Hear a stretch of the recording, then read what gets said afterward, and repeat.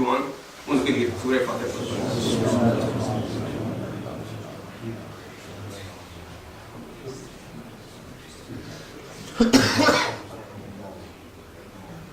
یا اللہ پروردگار جو ہمارے کراچی میں شہید ہوئے ہیں ان کی شہادت کو قبول فرما، ان کے درجات قبر بلند فرما اور ان کو محمد و آل محمد کے ساتھ جاتے۔ یا اللہ پروردگار جو ہمارے پاک فوج کے جوان شہید ہو رہے ہیں، جو کہ ظالمان کے خلاف جنگ کر رہے ہیں، ان کو فتح نصیب فرما اور پاک وطن کی حفاظت فرما۔ مجھے یاد ہے کہ جشن علی پر ہم نے جب کہ سوات کا واقعہ ہو رہا تھا، یہاں لوگوں نے تو دعا کی تھی اور اس کے ایک ہفتہ کے زیادہ بھی نہیں گزرا تھا کہ اللہ تعالیٰ نے ہم میں سے کسی کی دعا سن لی اور سوات تقریباً واپس پاکستان کی سرزمین پہ آ گیا۔ اور اسی طرح اب ہم سب سے دعا کرتے ہیں، آپ مل کر دعا کریں، یا اللہ پروردگار پاک فوج کو فتح دے اور ہمارے پاکستان کی حفاظت فرما اور ظالمان کے ہاتھوں جو مظلوم لوگ شہید ہو رہے ہیں ان کو جنت عطا فرما اور پاکستان کی سرزمین کو حفاظت فرما، کیونکہ میرا ایمان ہے کہ وہیں سے ایسے لوگ بھی بڑھیں گے جو کہ ہمارے آنے والے امام مہدی کے ساتھیوں میں سے ہوں گے، کیونکہ ان لوگوں میں بہت زیادہ جذبہ ہے۔ باقی دنیا میں نے ساری گھومی ہے، میں نے اتنا جذبہ کبھی بھی نہیں دیکھا جتنا محمد و آل محمد کا پیار کا جذبہ ہمارے پاکستان میں۔ اب یہ بات اور بھی بتانی تھی، اب ہم نے یہاں درس قرآن کا بھی سلسلہ شروع کر دیا ہے اور ہفتہ اور اتوار والے دن بچوں کو اردو اور قرآن پاک کی تعلیم ہمارے قاری علی صاحب دیتے ہیں۔ اور میں یہ باتیں بتانا کرتا تھا کہ بھی بعض لوگ یہ کہتے ہیں میرے یہ صرف جذبہ آل محمد و آل محمد کی وجہ سے ہے، جس کی وجہ سے ہمارے میں اتنی برکت ہے۔ اور اب لوگ رمضان کے مہینے میں شب قدر کی بات کرتے ہیں، مجھے شب قدر ملی ہے صرف ایک وجہ سے ملی ہے کہ میرے میں دل میں پیار محمد و آل محمد ہے، اور اسی وجہ سے میں تمام لوگوں کو کہتا ہوں کہ 1,00,000 سال عبادت کر لیں، 1000 سال عبادت کر لیں، اگر آپ کے دل میں عبادت میں جذبہ محمد و آل محمد ہے تو انشاءاللہ تعالیٰ آپ کو جذبہ آپ کو شب قدر کی رات ملے گی، اور نہ ملے تو ہم یہاں ہیں۔ اب میں کرام سے ان سے بیشتر کے جن لوگوں نے ہمیں دعاؤں کے لیے کہا ہوا ہے، خصوصاً جو بیمار ہیں اللہ تعالیٰ ان کو شفا عطا فرمائے، اور بہت سارے لوگوں نے جن کی اولاد نہیں ہے انہوں نے اپنی اولاد کے لیے کہا ہے، یا اللہ پروردگار ان کی اولاد عطا فرمائے، اور ہمارے عزیز ہیں وہ بھی بیمار ہیں اللہ تعالیٰ ان کو صحت فرمائے۔ دوسری طور پہ دعا کریں میری بہن کافی بیمار ہے، اللہ تعالیٰ اس کو صحت فرمائے۔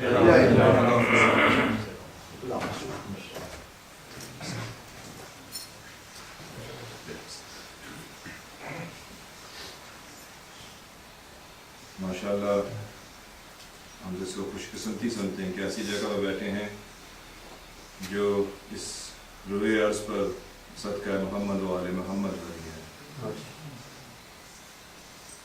ظاہر تو ہمیں لمبی لیکن تمام زمین ہی ان کے لیے بنی ہے۔ جیسے ابھی مجلس کے آغاز میں ہم انتظار کر رہے تھے، شاہ جی کہہ رہے تھے کہ شروع کریں، انتظار آغا کا تھا، کیونکہ آج کی رونق آج کی مجلس کی زینت ہے عالم وہ آئیں گے پڑھیں گے۔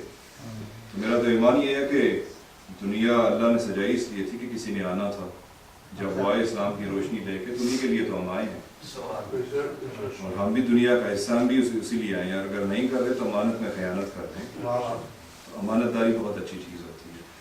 اب میں دعوت دیتا ہوں جناب حافظ فضل الرحمان حیدر چشتی صاحب کو کہ وہ تشریف لائے، انہوں نے اپنے خطاب سے نعرہ تکبیر، ماشاءاللہ، نعرہ تکبیر، نعرہ رسالت، نعرہ رسالت، نعرہ حیدری، نعرہ حیدری، صلوات پر محمد اور آل محمد علیہ السلام۔ حسینیت زندہ باد، حسینیت زندہ باد، یزیدیت مردہ باد۔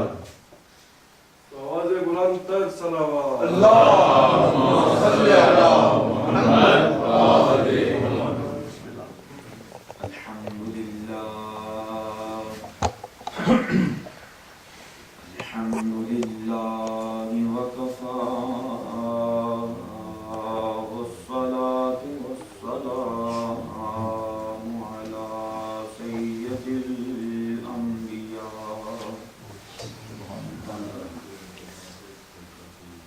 وعلى آله المصطفى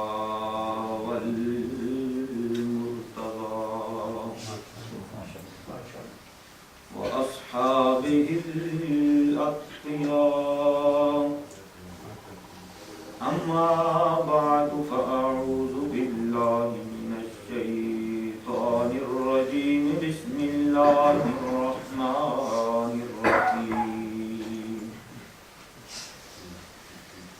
قل لا أسألكم عليه أجرا إلا المودة في القربى صدق الله مولانا العظيم وبلغنا رسوله النبي الأمي الكريم نحن على ذلك من الشاهدين والشاكرين والحمد لله رب العالمين إن الله وملائكته يصلون على النبي يا أيها الذين آمنوا صلوا عليه وسلموا تسليما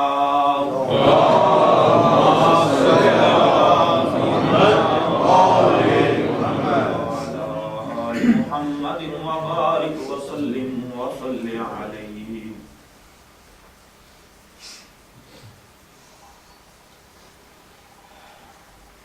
آج ہم تمام حضرات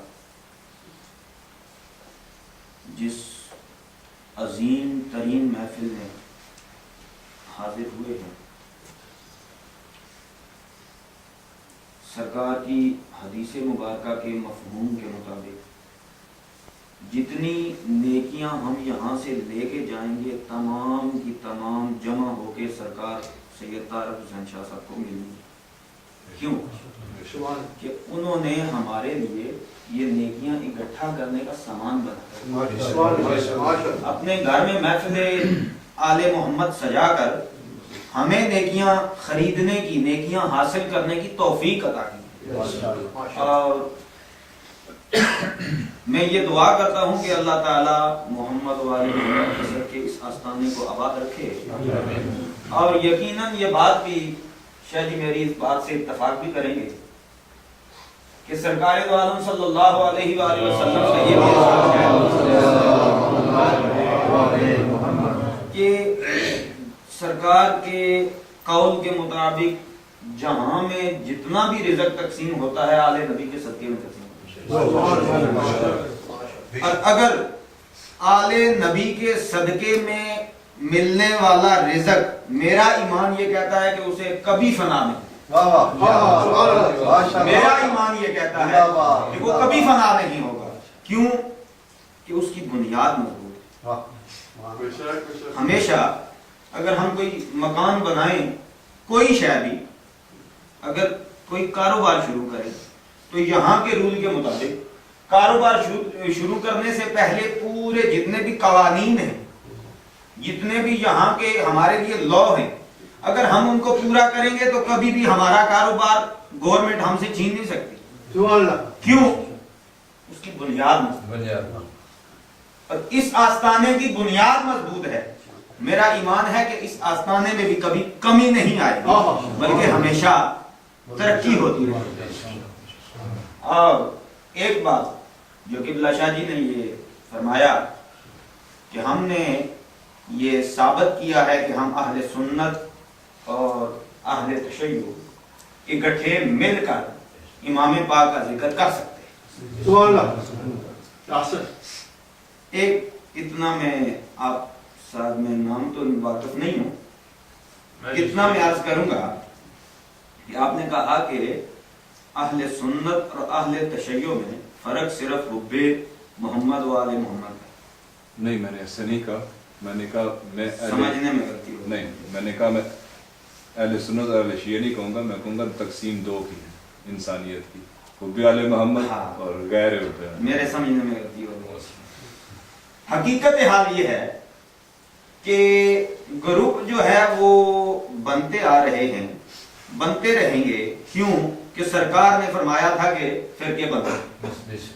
ٹھیک ہے، ہمیں اس سے بات سے کوئی بالکل اختلاف نہیں. حق بات یہ ہے کہ حقیقت کو پہچاننے والا سرکار کا محب. ہم نے ہمارا اختلاف جو شدید بات اتنی ہے کہ ہم بھی اہل سنت ہیں، اللہ کے کرم سے آل پاک کو ماننے والے ہیں. فرق اتنا ہے کہ آپ کے اور ہمارے عقیدے کے اعتبار سے کہ ہم تمام صحابہ کی تعظیم کرتے ہیں، اہل سنت. تمام صحابہ کی تعظیم کرتے ہیں، تمام ازواج مطہرات کی تعظیم کرتے ہیں، صرف اتنا فرق ہے، ٹھیک ہے نا؟ یہ